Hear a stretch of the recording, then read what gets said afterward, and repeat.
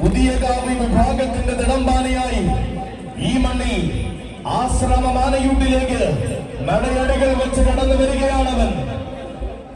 ഈ മണ്ണിന്റെ വടത്തട്ടിൽ എണ്ണം പറഞ്ഞ തിടമ്പാനയായി എഴുന്നള്ളിയ ചരിത്രമുള്ളവൻ.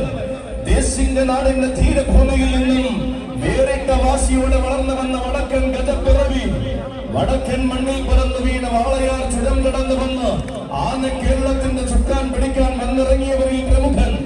താരസൂര്യനായി വാഴുവാൻ വേണ്ടുന്ന ശാരീരിക സൗകുമാര്യം തന്റെ മേനിയിൽ കുടിയിരുത്തി അവതരിക്കുന്നു പുത്തൻകുളത്തിന്റെ ധീരൻ ഗജരാജൻ, പുത്തൻകുളം അർജുനൻ.